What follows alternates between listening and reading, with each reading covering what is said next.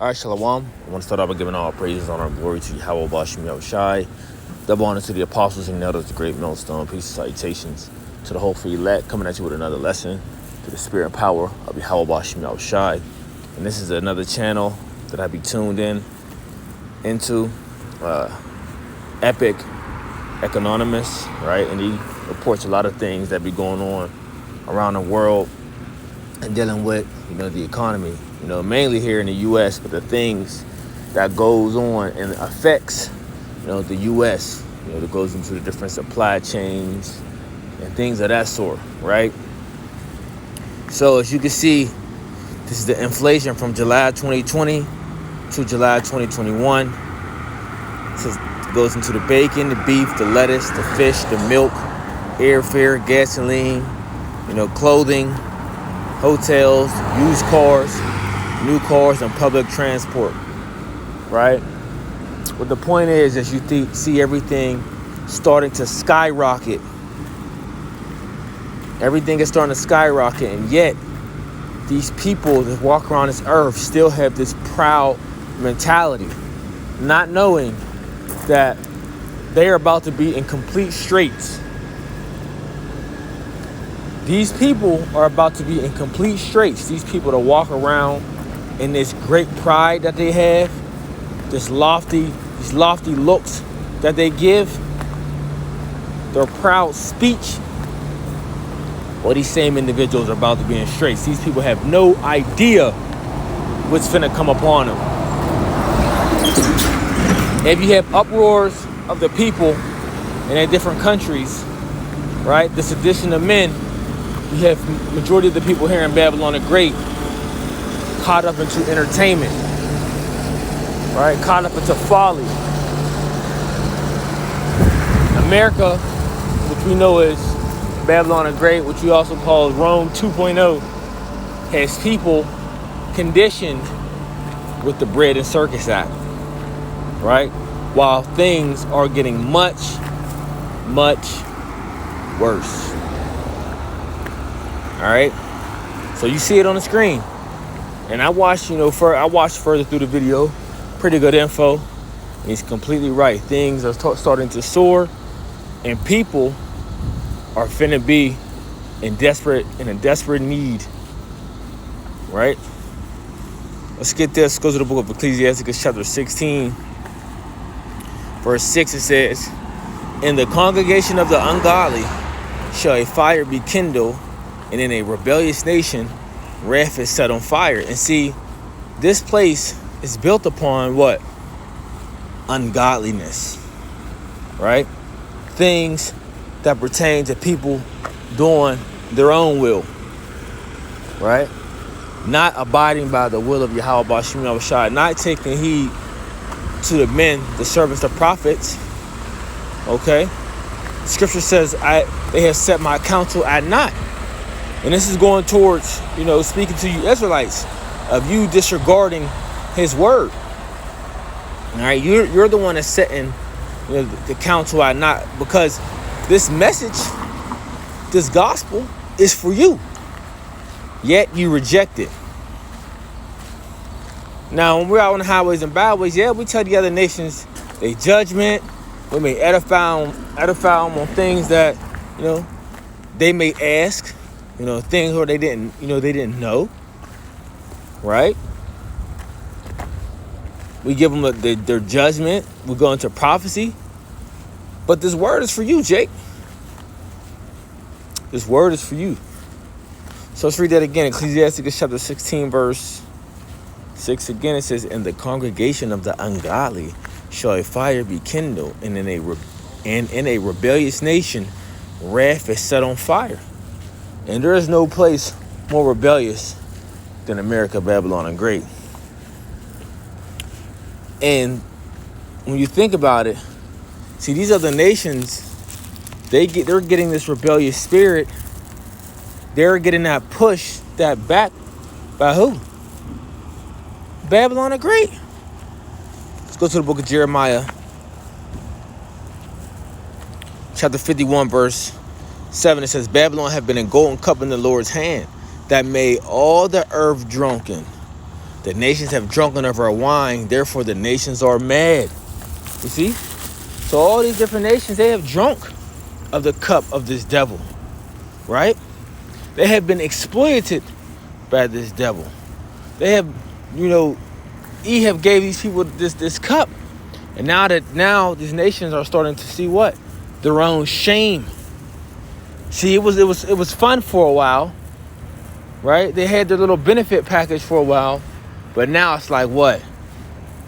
We through. We destroyed behind following your method.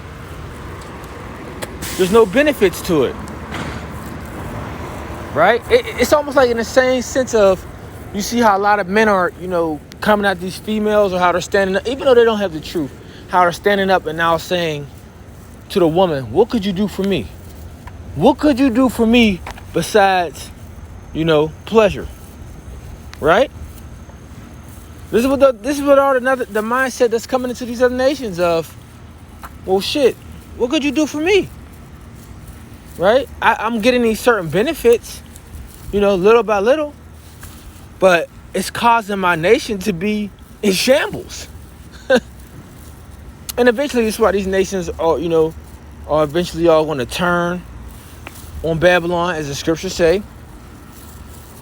They're going to turn on, because this is why they're mad. But they're going to turn on Babylon. You see? Because they're realizing that this place has nothing for them.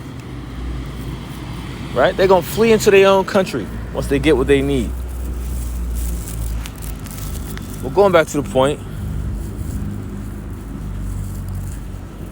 the book of Sirach, chapter 16, verse 6, it says, and the congregation of the ungodly shall a fire be kindled, and in a rebellious nation wrath is set on fire.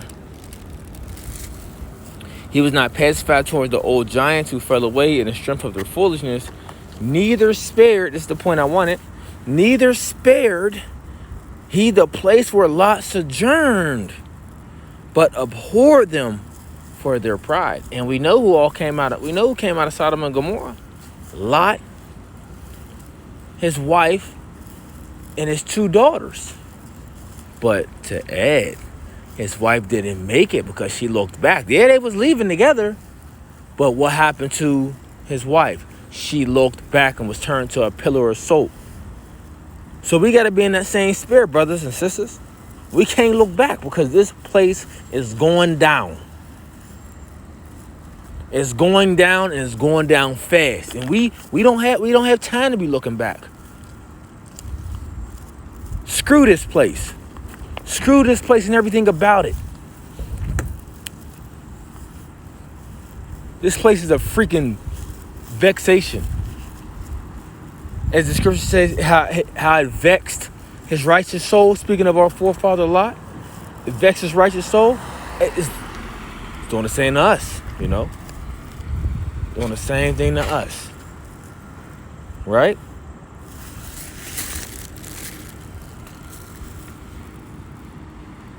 So it says, neither spared he the place where Lot sojourned, but abhorred them for their pride. Guess what? In America, Babylon the Great is not going to get spared neither. Okay, this place, a sore judgment is about to come upon this place.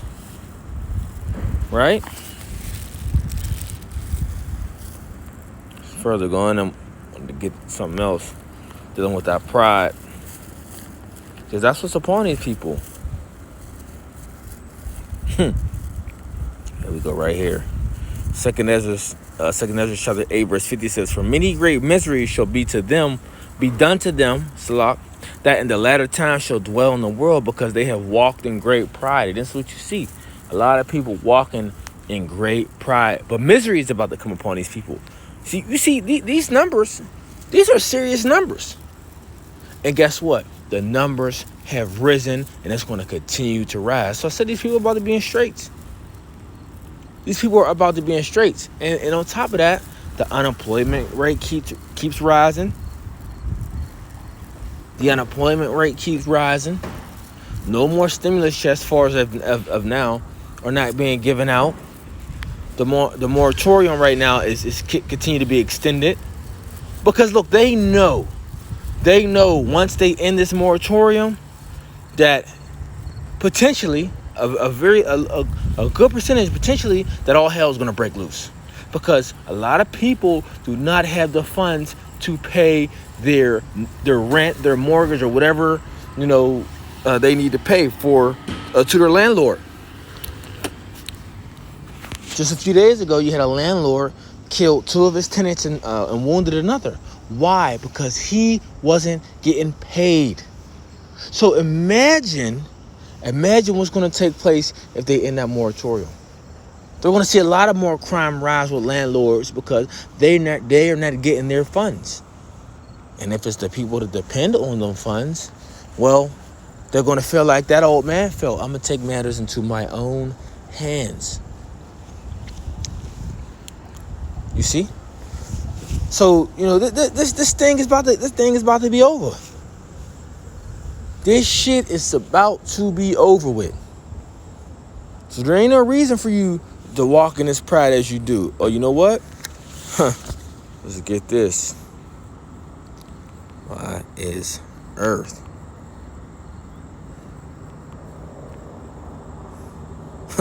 Ecclesiasticus chapter 10 verse 9, it says, why is... Oh my goodness. Let's start at 7.